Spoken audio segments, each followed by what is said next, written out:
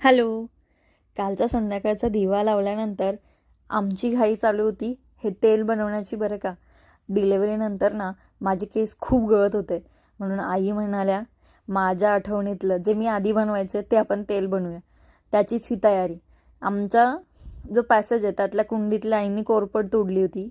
मी खालनं सोसायटीमधनं थोडीशी कडुलिंबाची पानं आणली होती आणि मग असं आम्ही साहित्य गोळा करत होतो. तर बघा, त्यासाठी आम्ही हे आईनी गावाकडनं जास्वंदीची फुलं आणली होती. ती सुकली आहे, तुम्ही ताजी पण आपल्याकडे असली तर चांगलंच. त्यानंतर हे कांद्याचे बी, मग ते जवसाचे बी आणि मेथी दाणे, असं हे साहित्य होतं सुकं. आणि ओल्यामध्ये बघा हे कोरपड, जे आत्ताच आईंनी कुंडीतनं ताजी ताजी फ्रेश आणली होती, ते कोरपड. त्याच्यानंतर आम्ही घेतलं होतं जास्वंदीची पानं सुद्धा. फुलं तर इथे सोसायटीत येत नाहीत एवढी, थोडीफार असतात. मग ती आणि हे आवळा पावडर, आत्ता आवळ्याचा सीझन नाही आहे ना, म्हणून आवळा पावडर वापरली होती. कढीपत्ता, कडुलिंबाची पानं आणि जास्वंदीची पानं, असं हे साहित्य आम्ही सगळं आधी गोळा करून घेतलं होतं एवढं. आणि आता आम्ही तेल बनवायला घेतलं.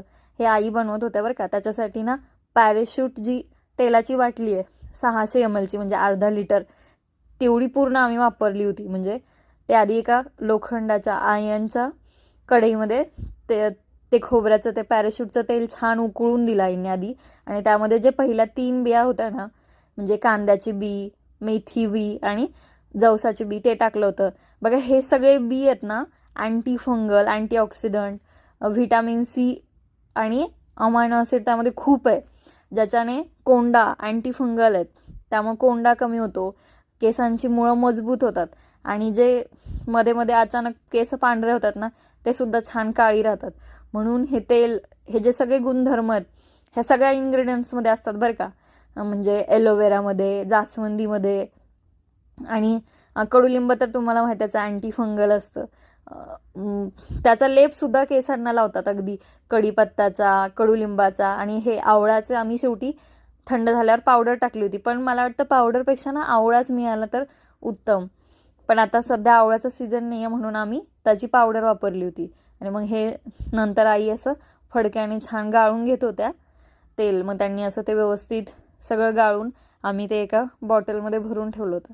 आता घरात सगळेजण छानपैकी वापरू, बघू त्याचा रिझल्ट तर छानच आहे. आईंनी आधी ते वापरलेलं आहे, त्यामुळे त्यांना त्याबद्दल जास्त माहिती आहे. तर म्हणलं चला आता तुमच्याबरोबर पण आई बनवतायत तर तुमच्याबरोबर पण शेअर करू. तुम्हाला व्हिडिओ आवडला असेल तर do like and share. Thank you.